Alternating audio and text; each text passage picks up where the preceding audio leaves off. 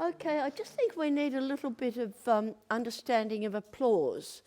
So many African countries have different ways of doing applause. So this is for the big chief, the big drum. Come on. Sounds like a funeral march, but it's not.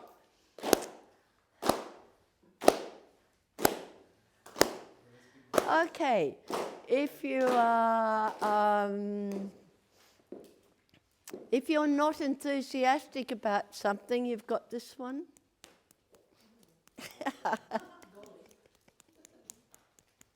Loud, isn't it? Can you all hear it? I'm not sure when this is used, but it's just a mosquito clap. Maybe on a night with lots of mosquitoes. Right. Slow clap, this way, is also used for foreign dignities. Approval.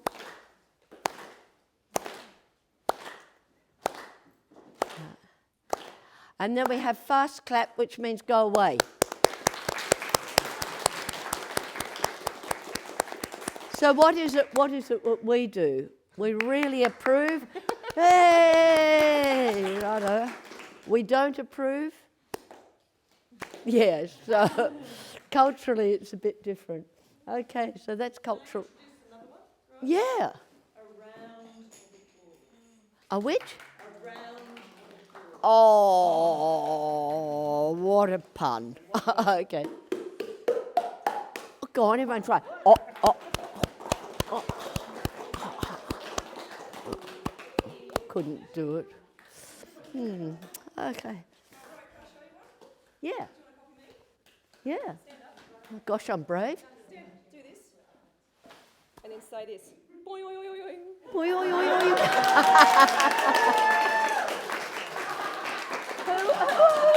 What have I done? Who applauded who? I'm a bit lost. All right. Well, with that wonderful applause, we've reached the end of the activities that are prescribed for this course, and which are all learning activities. So those 4 presentations were actually all part of coursework. And I'm hoping we've got some really good film of audience engagement, because people were riveted, absolutely riveted, the way they're not in anything else, including this moment. I'd just like to talk about some of the things I saw. Remarkable use of materials, use of the environment, use of the board, use of cards, use of human bodies, use of... The most memorable for me was often the role plays. I remember some of those role plays for quite a long time. Very effective. Something that came up, I heard someone at one stage promising some things, and I wasn't sure that permaculture could deliver or promise we'd be doing courses on death and dying. Though you're welcome to study me over the next decade, but I wouldn't write it into a curriculum. So be very, very careful about what you claim permaculture can do. The statements that everyone will have a garden and everyone will recover, everyone will have therapy. We just need to be moderate and clear in our language. Other than that, I thought the scenarios were fabulous. Very knowledgeable and skilled groups, very clear about the PDC. Creatively, they were gorgeous. I just loved them. About language, at the moment, resilience has almost disappeared for adaptation. Just letting you know for when you teach. So if I were to write again, I'd be talking about adaptive to unknown conditions of global warming. And teaching to needs. I noticed most of you were saying, you know, we're dealing with water and we're dealing with plants and we're dealing with retrofitting houses. We're dealing with the things that are human and also environmental needs. And that was wonderful. Group process was hilarious as usual. And reading the landscape, you can also tie it back into your patterns. The quality of the interactions, the group work, the imagination is really unsurpassing. And that's me on your feedback. Give it to Greta or Brenna. Do you have anything bad for us? Oh. Mm. Yeah, very enjoyable, very funny, very interesting PDCs. It's actually just reflecting how the variation in the PDCs from the 4 groups was a real lesson for me, and holding the audience, the learners present in that PDC design process. So it's given me a lot to think about. Yeah. A reminder is to teach the core competencies, because then you'll achieve the outcomes that you really set up in the beginning. Yeah.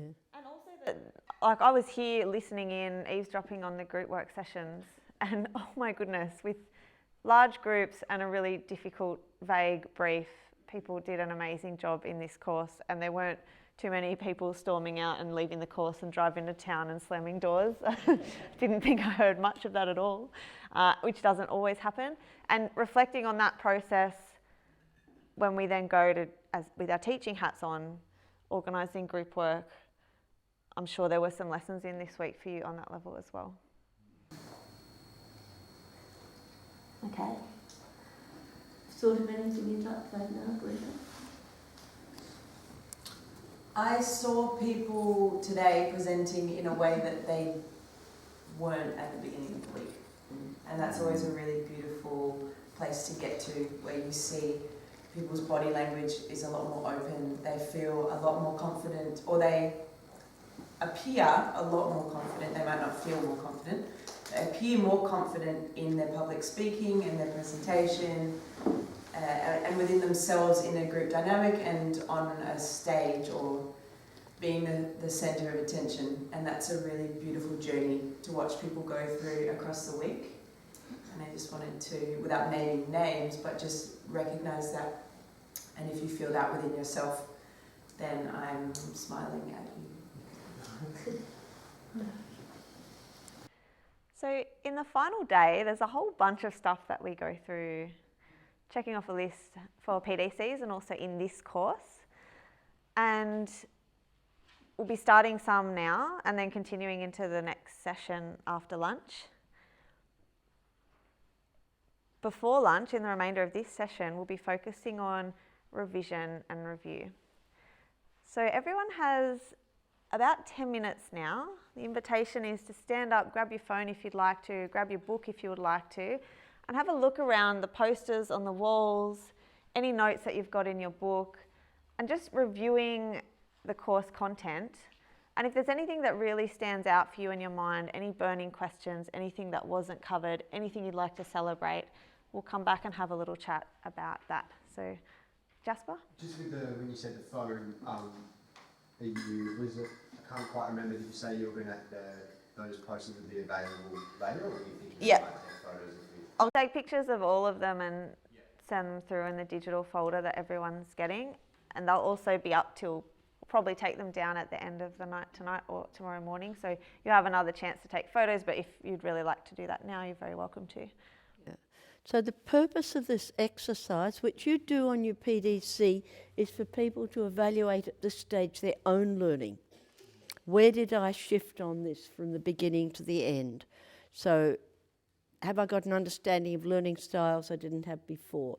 Do I even understand teaching styles that I hadn't named before? Do I have a sense of the number of methods that are available? Do I have a broader understanding of techniques? Do I have access to nonviolent communication? Where have I moved in this? If you want to, refer also to the table behind you there, Jodie, for course outcomes, and also evaluate yourself against the course outcomes as well as your original hopes for the course. Self-evaluation, we would love to be evaluated, and we'll give you a way to do that later. But self-evaluation for students is particularly important. Where I shifted. There are different ways to do this, and this is one of the ways. So you look at that, and where was I, where have I got to in those terms? And when you're ready, you can get up and have a look around the room. You can have a look at the course outcomes. You can remind yourself of what we did. And then you can come back and sit down or stand up. Or dance. Or dance. Oh. or sing, or hop. Yeah, any of those things. Mm.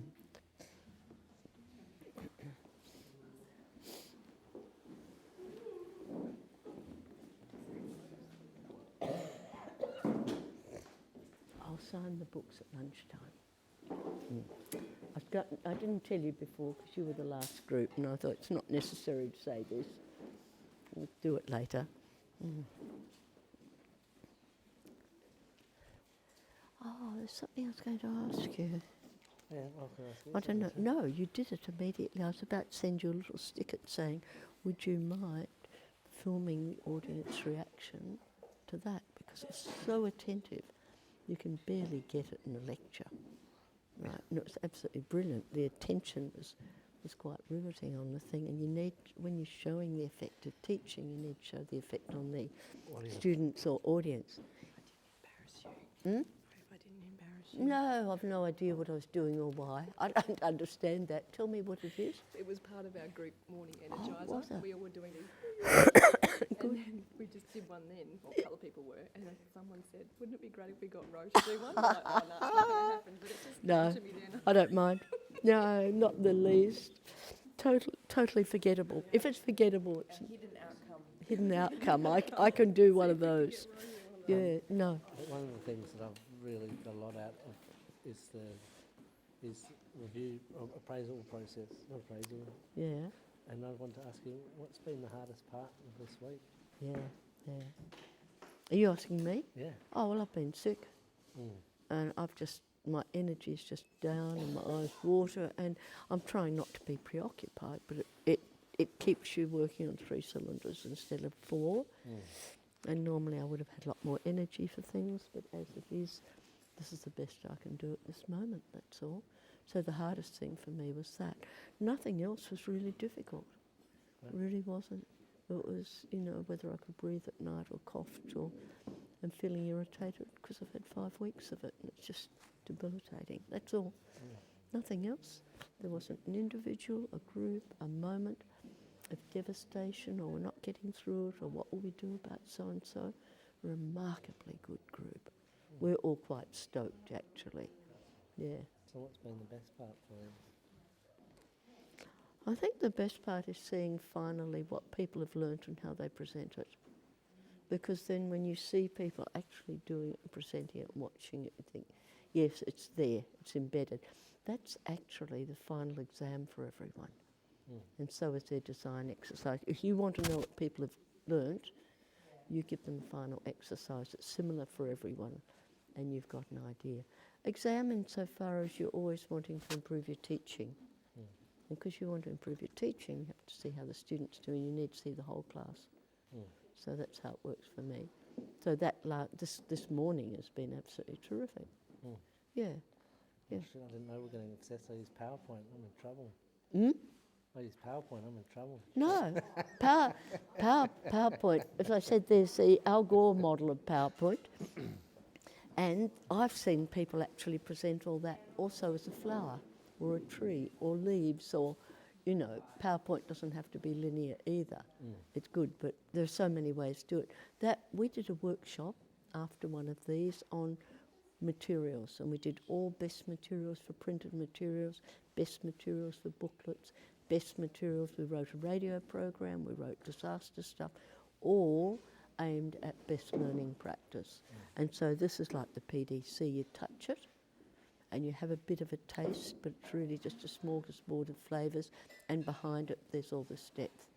And the teaching at the moment about PowerPoint, there's some fabulous stuff out about colour and learning and bringing things to the attention and what you want, but we can't do it all here. That's why it's sort of we need the boot camp to follow the way we need the boot camp to follow the PDC. Okay. And so what would you do differently? Differently, well, I'd get a vacuum cleaner, I'd clean out my tonsils.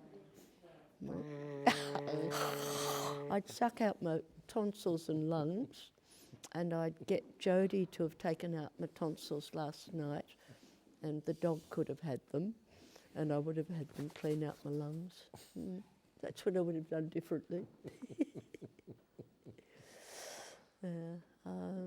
differently. Well, I've got such trust in Brenna and Greta and what they're doing so good. I don't have to have a lot of vigilance about it. I'm constantly staggered about where and how they learnt it because it's not obvious to me what teaching went into them, but they're doing an extraordinarily good job of quality and quantity. Both of them, they're doing a great job. Yes, so I've been fairly relaxed on this. Every now and then I'll rush up and say, are we doing so-and-so, or what about that? But that's just me being a blowfly. But so you're saying, I'm asking you what you do differently, and you're kind of saying you'd suck your lungs out and Brenna and Greta are awesome, so maybe you wouldn't come. That's right. Okay. Yeah. Next time, I don't think there's not going to be a next time. There's not going to be a next time. Next time, Brenna and Greta or Brenna and someone else will run this course, and I won't be in it, and they'll be taking on trainees. They'll bring others in to learn it. Who? I thought you were the trainee on I am. I haven't learnt much, but I've tried. We're only paying you $4 a month. Oh, well. Oh yeah, and you're adding to the beauty of this side.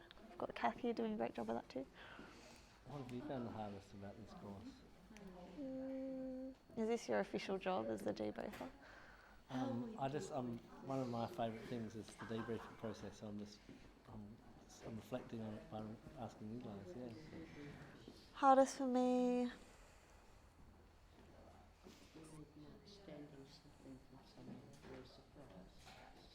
getting, a part of it's the pace and like lack of sleep and the pace. What do you mean by the pace? And that there's a lot to do. Particularly when my role's more than just teaching, you know, there's a lot to do behind the scenes sort of stuff. And wanting to do a good job of covering content well. So trying to really, I guess the pressure I place on myself probably. Yeah. What's the best part? The group.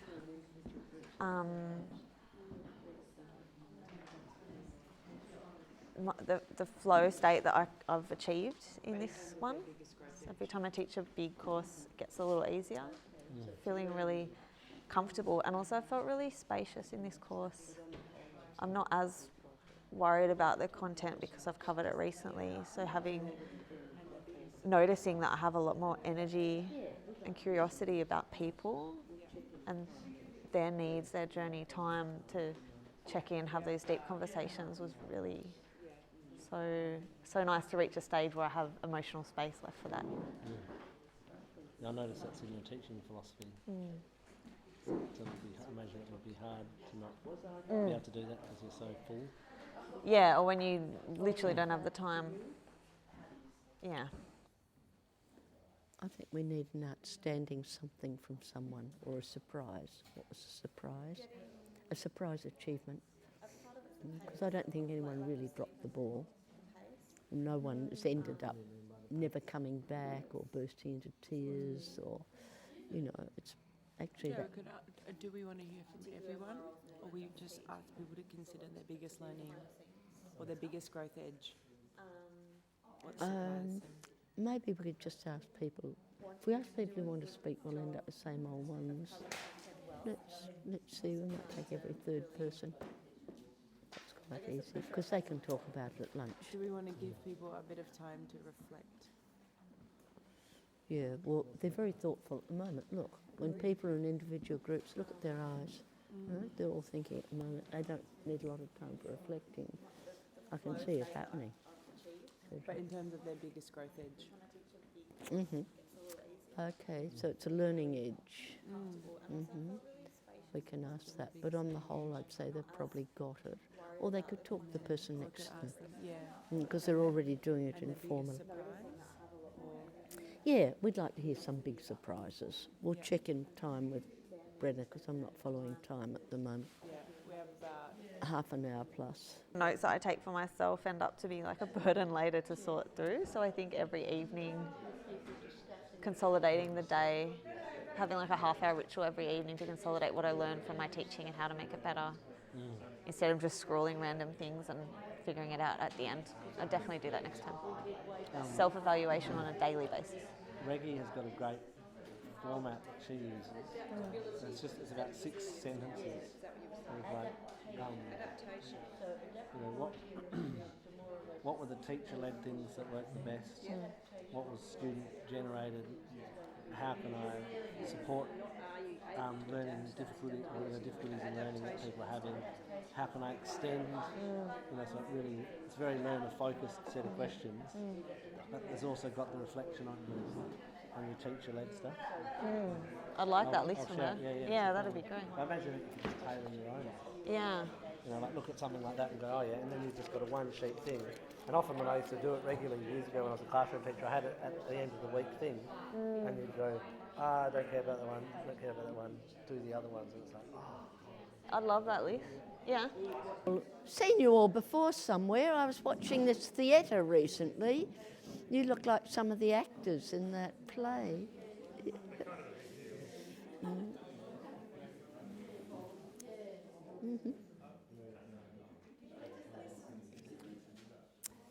All right, well, was that interesting? Could you think back to day one? Could you remember? Okay, so could we just hear from people fairly quickly, what was it that was the most surprising to you about your gain in this course? Was it language? Was it content? Was it teaching with different methods? Was it monitoring? Was it, what was it, more or less in terms of course outcomes, that surprised you about yourself? Think of yourself, and what was it you were able to do that you wouldn't have thought you could do or might have terrified you if you had known you were going to do it? Shani, would you like to start, or are you still thinking? I was still thinking, but that's okay, I'll make something up at the time. I think for me, ironically, a lot of what I was after was to develop an understanding of some of the content. And so being able to participate in everyone's micro-teaching, thank you to those that I got to see, I found was really useful for me. And I left thinking how important it is that we actually really understand that before we launch into going, I'm going to do a PDC because I know how to do a graffiti. And how important that is. I remember someone saying to me that they'd done 6 PDCs before they felt they could teach it. So that's the point that I'm at. I feel like I need to do another 3 or 4 before I'd attempt anything. Who's on your left? Go for that, Quinlan. Probably the opposite, that I came in most confident about content, but not about teaching methods or the whole theory behind teaching. I've had no exposure to at all, so it's a very steep learning curve. And I've just learnt huge chunks of stuff along the way with that, so it's been fabulous.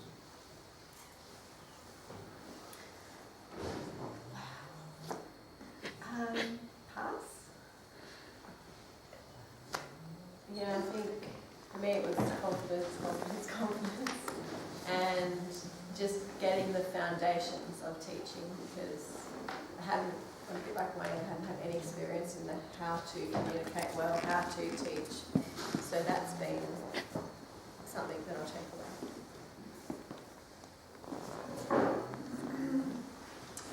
I think I came in feeling fairly confident with methods and tools. I've had some gains in language use. Possibly some losses in confidence in content. I think I need to go to another PDC, and if I had the time and space in life, I would maybe go to one in a completely different area, just for the experience. Yeah, I'm probably the same. I've used a lot of those tools and techniques before, but perhaps I'm thinking some of my core content for a bigger course isn't there, so introduction at an introduction level definitely, but yeah, I need to do a bit of revision, I think. I picked up a lot of confidence on how I could teach a PDC compared to what I came in with, I guess.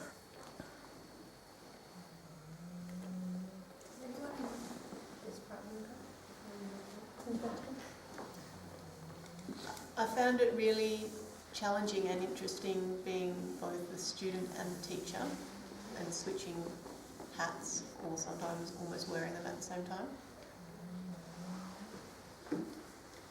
I was surprised at the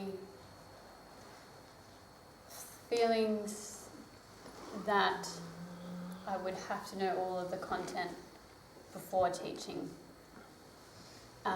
But I don't necessarily feel that to teach some things really well, I need to be an expert. I feel that developing myself as a teacher is really almost more important in some ways than being an expert in the content. And whilst it's important to have knowledge and to know your shit, I think what we need in our community is better teachers. And I'm feeling like that's going to be an ongoing process forever. So I'm surprised that I didn't feel confident or really worthy, and now I kind of felt like a bit of a kick up the butt to get on with it.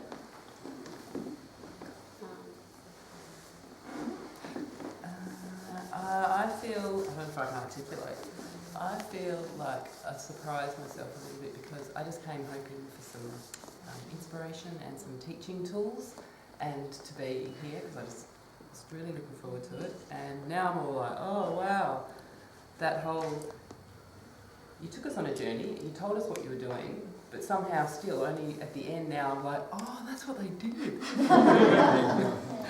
And I feel this renewed sense of, it's like there's a sacred thing involved with being a teacher and there are responsibilities and it's wonderful to have a whole lot of tools and yeah, definitely renewed vigour and yeah, lots of magic.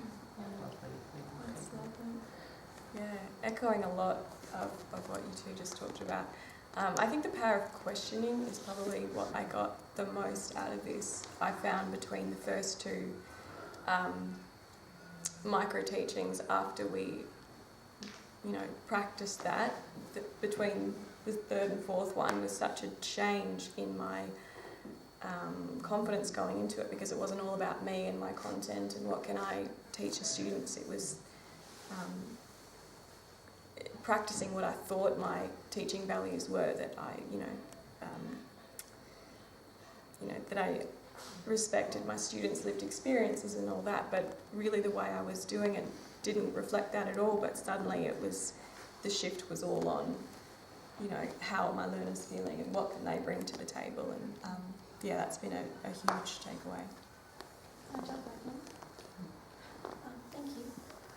I've only ever played the ukulele in front of one other group, so my confidence levels much improved to where it was. Thank you, everyone, for allowing the opportunity to step in and understand that my pace is not necessarily the same pace as others, and I'm really happy that I've had the opportunity to validate that I've got some strengths in some of the teaching stuff and I've got some strengths in some of the delivery stuff, because I was underestimating myself, but at the same time I was also found that I'm now much more honest with my self-appraisals, and I can do that in a kind way to myself, which is that reflective place as being a student and a teacher.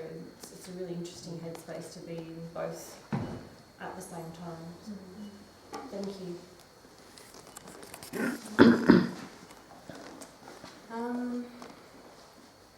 There's so much, so it's hard to just pick a few. I think on a really undercurrent level, it was really awesome to be shown the learner-centered teaching approach, and to have the really uncomfortable realization that I actually had some ingrained ideas about what adult education was meant to be like that I didn't think that I held, either biases or things. I mean, I was really lucky to grow up in a school that had learner-centered teaching, but somewhere in my mind, that was what was for children, And then what's happened since school, just got indoctrinated with the tertiary education, and this is this and that's that. And it's interesting as the course is going on, and I sort of go, yeah, I agree with that. And then there's these interesting tensions that have come up within me, and I'm like, it's kind of like, feels like, you know, you go into the fridge to look for something and something really nasty's in there, and you're like, how did that get in there? Like, how did that belief system get in? That stinks. Get that out of there. So it's been great and uncomfortable at times to look at that and go, oh, okay, let's re-examine that, let's dismantle that. So underneath it all, really getting down to some core beliefs and weeding some of them out. Not all weeds are good. Some of those needed to come out. Yeah, and rebuilding up from there, and just gaining an awareness of how many areas I can work on and improve, especially the art of conscious questioning. Even just trying that in the micro-teaching felt clunky as anything. You're like, yeah, cool, that makes total sense. And then you open your mouth and you're like, just happened. It didn't work. So yeah, just an awareness of how much more there is to learn, and that's both really daunting and really exciting.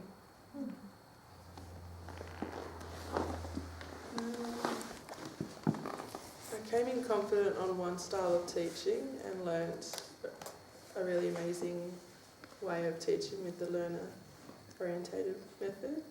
But most importantly, what I found was the debriefing and appraising part of the course. So really looking at each time we're teaching, each lesson or each course or each even teaching material and teaching tools, looking at them being as efficient as possible and as simple as possible and as educational to hit our outcomes.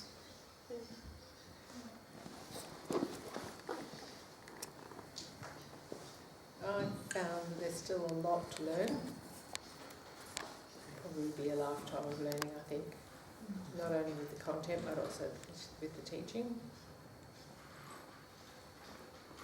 And I really appreciated seeing a very diverse group being nurtured into a whole. I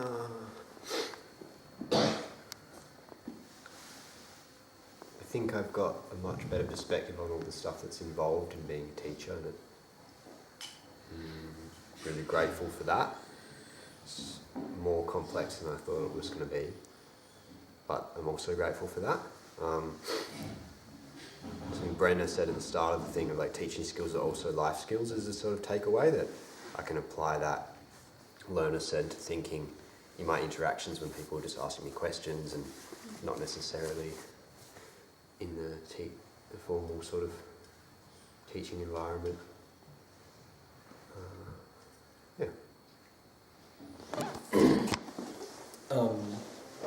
Yes, still much to learn.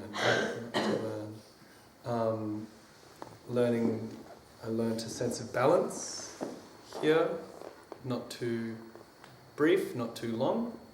I learned a sense of limitations, imposed by these invisible structures on the mind, as well as on the body, but I've learnt an approach towards lifting myself and hopefully others out of this, delusional, invisible structured state through care and through gentle redirection and a change in approach and design thinking from the start. So it's a really good perspective that I've got in here.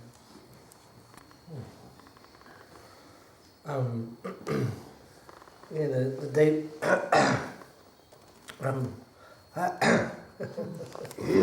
say nothing. Debrief and appraise. When I studied teaching at Murdoch, they really wrapped up the idea of reflective practice, and I've kept forgetting that, and to come back to that's really beautiful. Recently I've got really influenced by seeing feedback as often a negative thing when we give it to someone, and so it's really nice to see it as an appraisal where it's really observation focused, but that ability to reflect on your own practice, if you're doing that regularly, how powerful that is. You know, whether you're as amazing as these instructors we've had here with their experience, I can see that they're all, like I was just asking these guys, and they're really in how they can do it better. And that's just so powerful. Because I often think about, I explain to kids at school, it's like, what am I best at is drumming. I've drummed since I was young. I've done more of that than anything else, and I understand in that area more than anything else what I can't do yet, what I don't know, what I could do better more than any other area. So when you really, you know, permaculture is huge, there's so many areas, every one we could all know more, but if we're reflecting on that, that's really powerful. And I love the gradual release of responsibility through the course, and how powerful that is to do with really young kids as well. Like all of us, the more that you can, as a teacher, facilitator, whatever, hand over the responsibility for learning to that person, you know, and not go, oh, well done, kid, you're great, you know, you're the best, but go, what was hard? What was the best? What would you do differently? Because we've been brought up in a feedback-rich culture, and I think that the positive feedback can be as damaging as the negative feedback. So that the more that we can develop that ability to do it ourselves, it's really powerful. And there was one of the podcasts I listened to with Dan Palmer, and there was a New Zealand educator whose name I forget, and she mentioned a Maori word for the teacher is the student. And I've just loved that, and I've felt that from you guys really well. I'd like to expand on what you said about the feedback, and feedback does seem to have a negative connotation. Appraisal, more of a positive one, but not necessarily positively led, like you say. I found it fascinating, as far as the course outcomes go, that the appraisal and debriefing did allow for more of a positively led learning experience for everyone, the teacher and the student, and took it back to that point of pointing out someone's mistake it's got no positive outcome at all. So coming from a schooling system of pointing out mistakes, being made to feel shamed or guilty, which is not conducive to learning.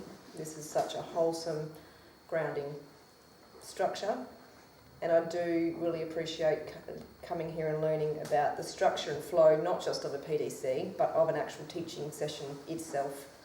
It all ties in, and now I can see in my head how I've put a teaching session together based on everything I've gathered this week, so thank you.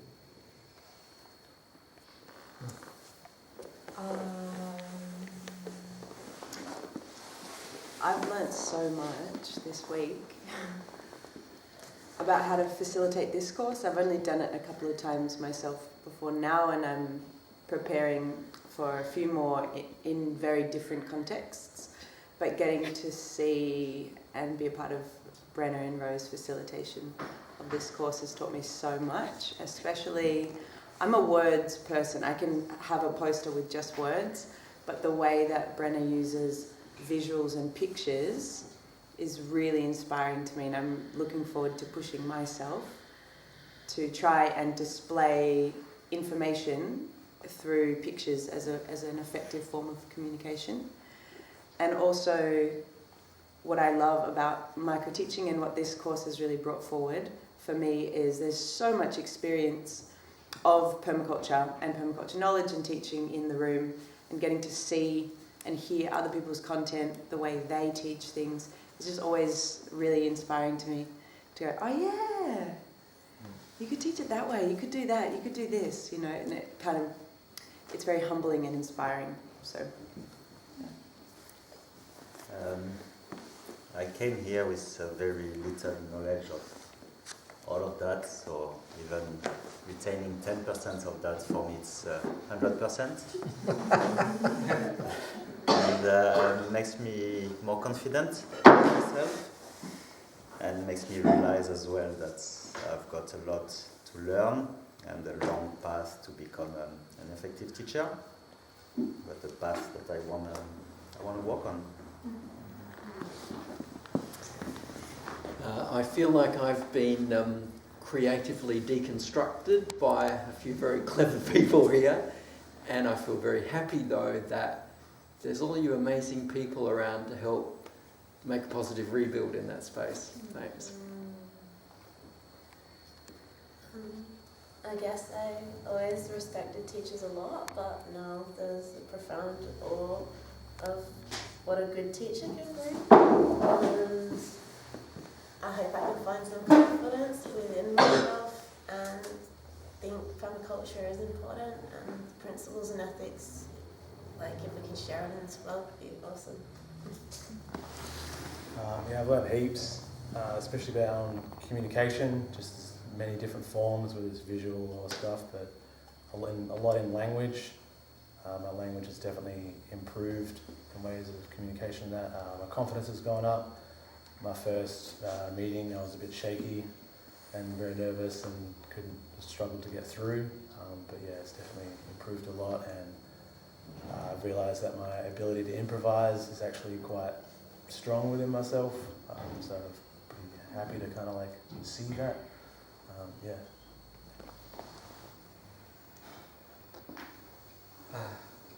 I was most surprised by the power of conscious questioning. I was also surprised by the negative effect of a direct correction, and I surprised myself the most because I think I've cracked using notes as pictures as notes. So I'm really, really happy about that.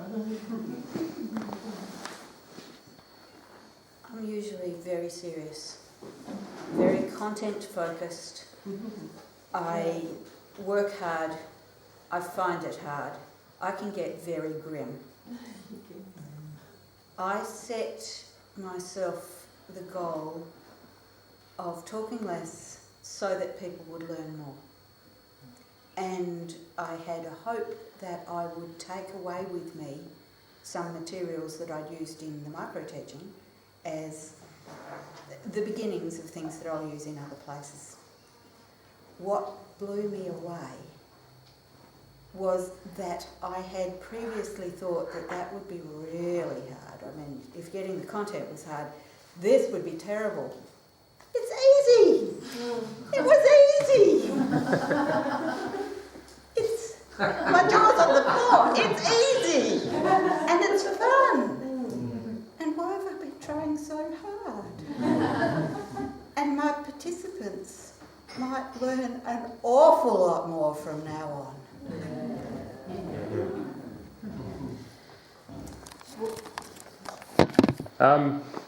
Thanks, Kath. Yeah, I'm not sure I've had any life-changing, transformative experiences, but I'm more aware of patterns in my own learning methods and teaching methods that both inhibit and also help my teaching and facilitation. So a great awareness of my strengths, which is obviously spontaneity and winging it, and creativity, and my limitations, which I've recently learned has a lot to do with the chemistry of my brain. So prior to this course, things that were set up just as course of my life have actually inhibited me from learning, i.e., committing to Jeff to help with the filming, checking in with Brenna, etc. Like all these external things, building a house that I haven't been able to drop, that I've had to navigate as a teacher, learner. But that's been a really good exercise as well, is like, well, yeah, that's a reality. We all have lives and we all have different ends of the spectrum that we sit on, or everything in between, and just being cool with that. So, yeah, it's been great. I've learned about this course, I think, that would probably work better to bring tools in much earlier and say to people, here are matchboxes and sticks and everything and bits of leaf and whatever you've got, and start using it right from the beginning, and also saying use the environment. Use the environment all the time for almost everything, and I think that would probably strengthen it, and more role plays as well. one of the astounding things for me is looking at this wall, because these are Brenna's teaching notes and they're written in code and I can barely read them, and it's such an example of a learning style, well really a modality, how people, you know, take things in. It's not so much the processing, it's really the reception. But this is different lessons that Brenna's been teaching that she's put up there, and she's got it in front of her and can follow it perfectly. So I would encourage you to get more creative in that way. Use your little symbols, use your logos, use stuff and develop it, because it's really remarkable, but it's highly secretive. Because I'm not quite sure what a cross and a spiral means. Oh, it means Rose got 6 boyfriends. Damn, sprung again. Yeah. A question for all of you. We didn't teach anything on content. I occasionally put in a few bits. On the actual content of the PBDC structure and flow, we kept telling you, but we didn't teach you anything. Who learnt sufficient to go out and be reasonably confident of structure, flow, content, structure and flow? Who feels that? Yeah. Some of you would like more, but on the whole, when you think that the three of us did not teach you that. So who taught you that? Yeah. So maybe that's learner-centred learning, I'm not sure. But it's been a really revelatory course and really quite fantastic. It's one of those courses I think is going to spin off lots of things for years to come, but I don't know what they are. I can't tell you. Brenna. What surprised me about my learning this week was the power of monitoring and evaluating learning, and then the different ways that we tried as a teaching team in this course, but also that I saw people using in micro-teaching to check if learning had taken place. And sometimes it's easy at the end of a session when you're time poor to forget those things, but that was a huge take home for my learning. The importance of it, the value of it. There's always time. Yeah. Speaking of time, we're right out. And the smell of lunch is coming under that door as it usually does. Yep. There's something, next course we'd just block that. No lunch. Seal it. No lunch, or just seal off the Back smells. to pre-industrial days. That sensory thing is a problem, especially when they've had a big stressful morning. So after lunch, we'll be back here right on 1:15. And we're going to continue the evaluation. We've got a couple other ways that course evaluations can take place. So this was on our learning, and then we'll transfer from that into course content and that side of things too. So, whoopee. Whoopee. Ooh, off you go. Excellent.